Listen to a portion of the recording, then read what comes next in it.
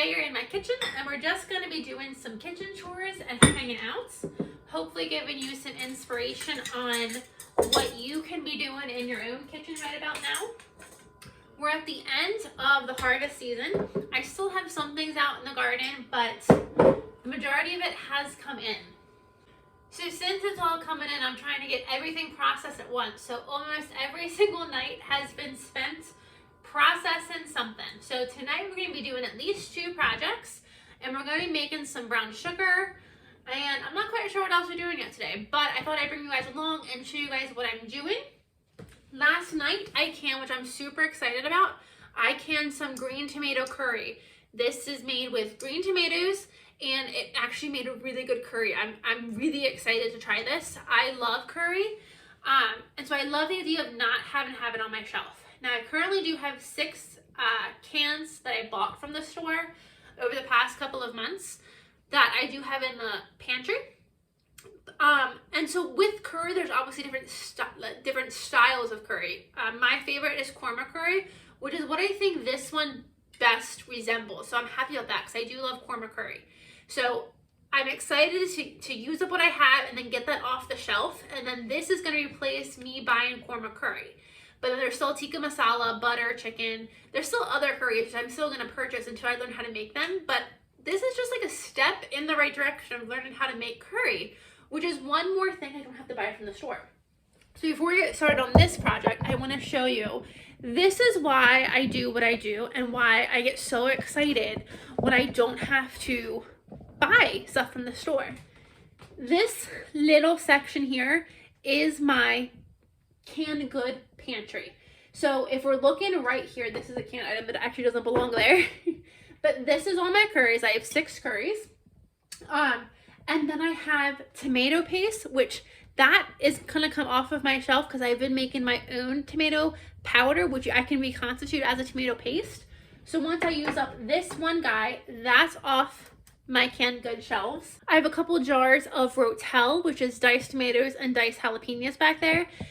Stay tuned. I just found a super fun recipe that I'm going to do that I'm super excited about. So stay tuned for that. And I have a can of beets back there, which I bought years ago, which I should honestly probably just donate. But what I'm super excited for is this entire section here. There's 6 jars back here will go away. Well, will largely go away now that I make my own curry. So I used to use, I'll show you. This big guy used to be my canned good pantry.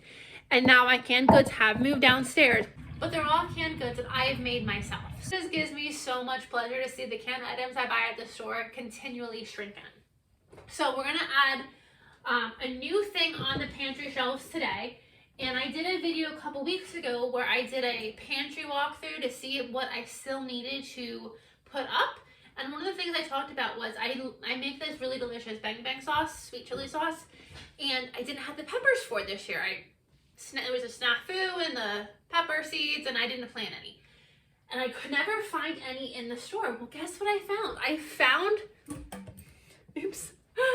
found these peppers in the store. These are my Thai chili peppers, and this is what I make my bang bang sauce with. So I actually bought these at the store. They were 11 cents for a nice little container. I have a good amount. The recipe I use calls for 5 of these, and I have way more than that. I've bumped it up to 8, and this next time I make it, I'm actually going to bump it up a little bit higher. So I'm really excited I found those. So we're going to be making our bang bang sauce today. So we also have that on the shelf, and I'll be sharing with you how I make that. But before we get into that, we're going to get started with the newest thing I'm going to put on my shelf, which is Brussels sprouts. I've never done this before, but I got the inspiration. I'm not going to share the recipe for this. If you want the recipe, I encourage you to go check out Rachel at that 1870s Homestead. She does a really good, she has a really good recipe that she came up with for these Brussels sprouts. So the Ball book has a recipe for pickled Brussels sprouts, which I've never tried before. I honestly didn't even know pickled Brussels sprouts were a thing. I make a lot of recipes that Rachel does, and I kind of trust her to say if something's good, it's good. So she took the pickled Brussels sprouts and she modified it to make it a delicious balsamic glazed Brussels sprout dish. So the idea is I'm doing these in quart jars. When I want to bake these, I can just open this, dump it out on a pan, reserve the juice for a glaze, and then just roast these without having to really add anything to it. And I have a ready-made side ready to go. So that's the one thing I'm really trying to experiment more with. I can a lot of condiments. I am somebody who I like sauces. I love the sauce. If I could just eat sauce as like a soup, I would. So I can a lot of condiments, but I'm really trying to get into ways to can up more food dishes that are easy sides, easy meals, you know, just make life easier. So I have a couple of things in the pipeline I plan on doing in the next couple of weeks. So I'm really excited for this one, and we're gonna see if we like it. So I have 4 pounds of Brussels sprouts that I bought at the grocery store.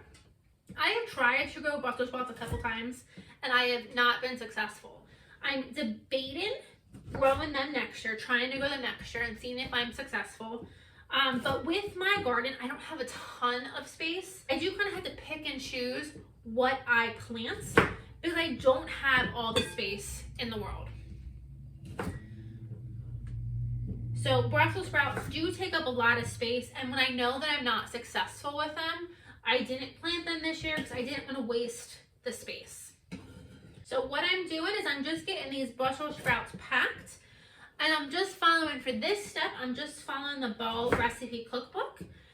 So if you are interested in just the pickled Brussels sprouts, you can check out Ball's recipe. Or if you're interested in what I'm making, and I'll show you what I'm making, you can check out, I highly encourage you to check out Rachel and Todd at that 1870s homestead. She is just such inspiration, such goals. It's so funny. I watch all of these YouTubers, and I definitely have my favorites, but I watched one of the ones I've been watching almost every single day. I've been even going back and watching some of her older videos because I'm enjoying her so much, is Becky at Acre Homestead. And I caught myself the other day talking to somebody about something that Becky had just done, and I said, my friend just did so-and-so. I was like, I mean my YouTube friend that I've never talked to and doesn't know I exist, but she's done something. So I thought that was funny. So I'm just gonna go ahead and get these quart jars filled, but look how pretty these are already. I am so excited to have these on the shelf. And I want that beautiful, colorful, glorious cannon shelf, and I'm so excited.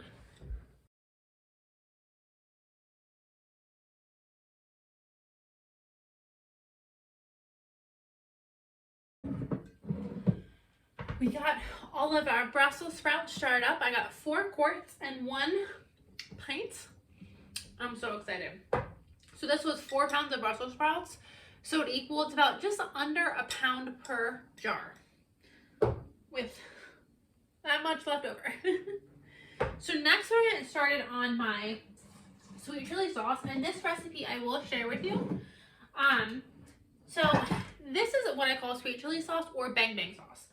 And this is one of my favorite things that I can because I do so many things with it. For one, the reason I started making this is I was buying sweet chili sauce in the store, and one of my favorite recipes that my mom and I both love is bang bang pasta. So it is bang bang sauce, sweet chili sauce, mixed with mayonnaise, and you pour it over pasta. I do angel hair, and you could add in shrimp or chicken or whatever you prefer. And it's just this delicious, sweet, spicy sauce, and I love it. So I made this last year, or I made this 2 years ago, and that was my initial goal of it. I made it for this purpose. Then I started like playing around, and now I use it in so many different things. I think probably my number 1 way to use this is with seafood. So if I'm making like grilled shrimp, or some sort of fish, scallops, I put this sweet chili sauce on and I love it. Again, sweet and spicy. It goes so great with seafood. I also love to make it for a dip. So I make the bang bang sauce. I take a jar of this, add it to some mayonnaise, and it's a dip. So when I eat my zucchini patties that we did a couple weeks ago, I'll dip that in this. When I make Cajun potato wedges, it sounds weird, but Cajun potato wedges go really good with the bang bang sauce. Bang bang sauce is just the newest thing that can go with absolutely anything, I think. I don't think there's anything that this sauce wouldn't be good on. I put it on egg and cheese sandwiches. I do everything with this sauce. So I put it when I make ramen. I make ramen all the time. And whenever I'm making anything Asian inspired, I just add this sauce. Again, it just has that sweet and spicy, very, very Asian flavors. I can't say enough about this. I love this. And again, this is just one more thing I don't have to buy from the store because I can make it myself. Now, these chilies, look how tiny this one is and how bright, are super, super hot. So, first of all, I'm not slicing these. We need these cut into small pieces. So I'm just taking them and I'm going to try these in my little mini food processor first. The first time I made these, I sliced them with my hand and I did not have a good time. I was actually pretty miserable for many hours. And it's so funny, like even now I'm like, well, it wouldn't hurt that bad. It hurts. Don't do this. Don't cut these peppers without gloves. I'm just cutting off the top and I think I'm fine because I'm not actually touching any of the seeds or the inside. So I think I'm fine. I hope I'm fine.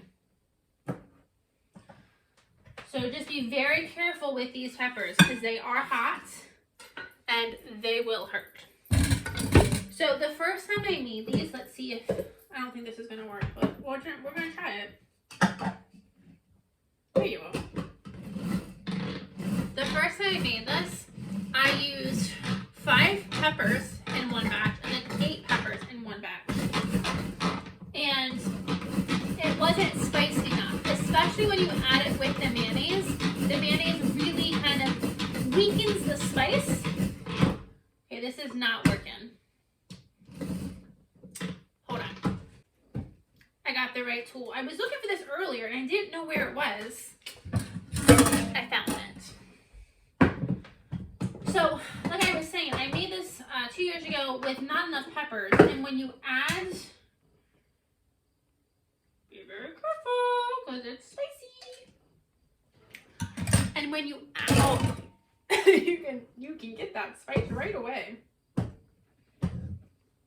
If this one has a little black spot on it, I'm gonna take him away. Let's wash that again. Okay. These are not cut in. I don't have a plan.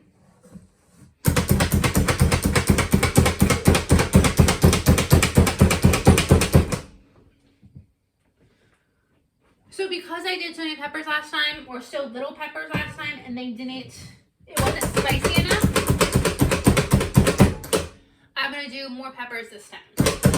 That worked really well. Much better than me touching it.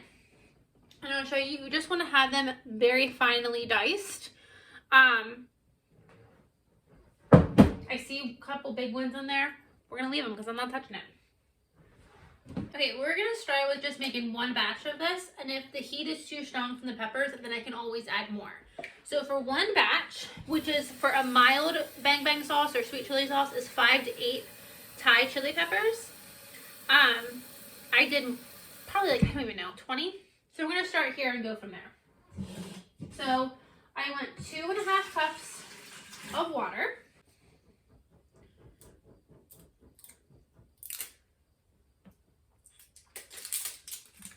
Two cups of rice wine vinegar. And this is the last one I think I have, so I need to add it to my grocery list.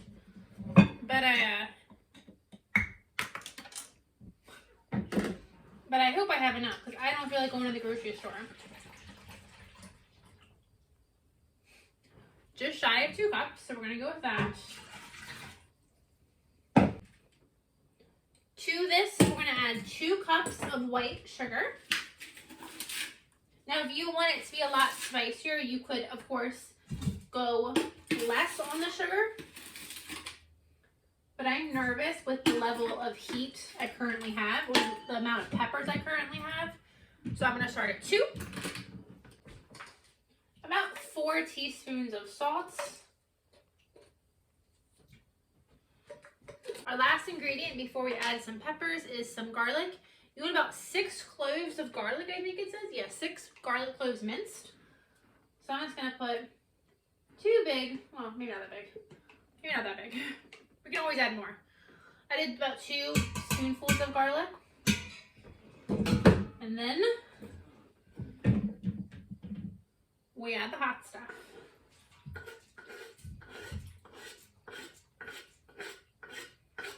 I'll get this in there. I'll get that rinsed and washed right away.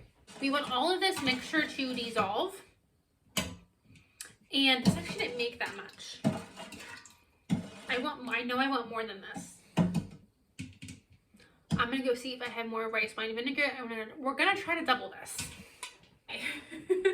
The only vinegar I have in the house is red wine vinegar and white vinegar.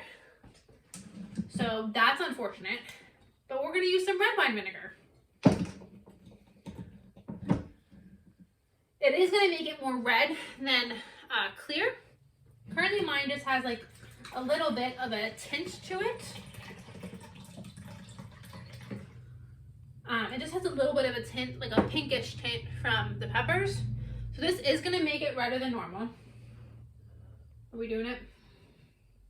We're doing it. What's it going to hurt, right? What's it going to hurt? It's the vinegar. I hope I didn't just screw that up. If I did, I can make it again.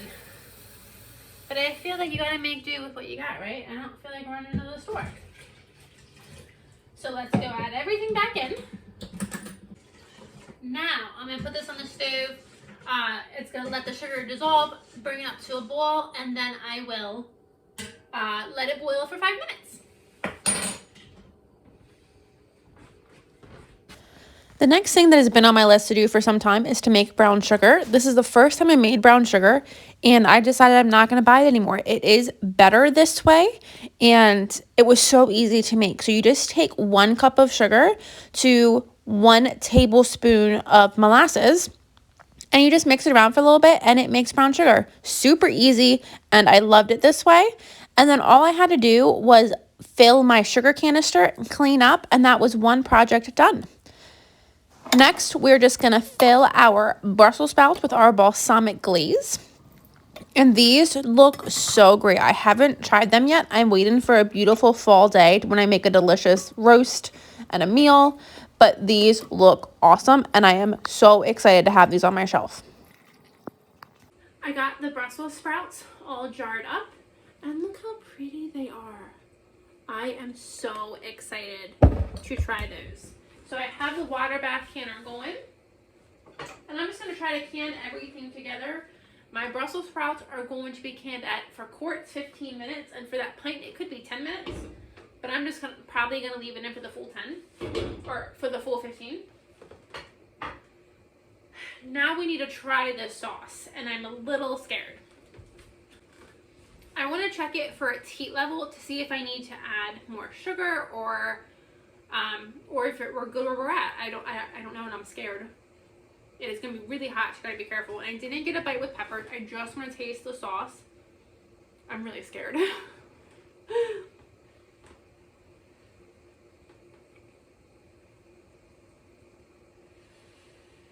going to be really hot.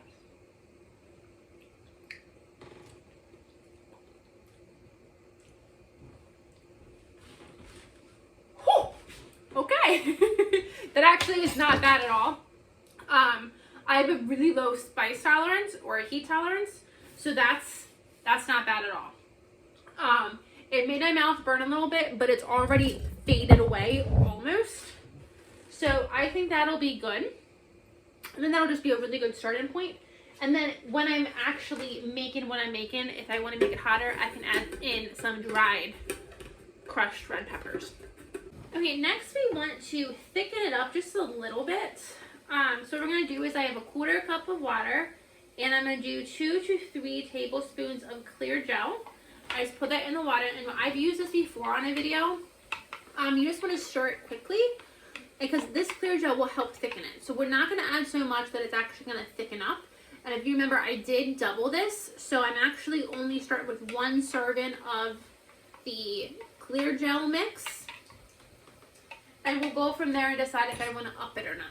I do think I'm going to up it just a smidgen. The last batch I made was really thin, and I liked it thin. I don't want it to be super thick because I like it as like a marinade in a sauce. But I think I am going to thicken it up a little bit more. Now, when you're making it, you can do obviously however you want, and how you can test this to see if you're at the thickness you want is just put a little bit in a bowl, put it in the fridge, and let it cool. And once it cools, it'll show you how thick it is. We're just going to play it by ear. It'll be just fine either way. Clear gel works the same as cornstarch, but cornstarch is not a good thing to can. It is safe to can, but it can actually just kind of change the texture, change the color in what your canned items are, and just make them look unappetizing, but it is safe to consume. Here I'm filling my jars, and in the process of washing the jars, I cut my finger. And my finger, when I bleed a lot, and I don't stop bleeding. So at this point, it had been about 20-25 minutes since I cut my finger. And it wasn't actively bleeding anymore, but I was afraid if I started using the finger, it would start bleeding again. So I'm trying to keep it out of the way. And I just had a little bit of my sauce left over, so I topped my current one in the fridge and got that back in the fridge to use now. And here I'm just cleaning the jars, cleaning the rims, and I'm going to get them into the pressure canner. When I say I love this sauce, I love this sauce. And even adding that red vinegar to this sauce didn't change the overall flavor all that much. It's still delicious. I'm still going to use it for exactly what I have always used it for, and I love it. And then this is the final lineup, and I think everything looks great.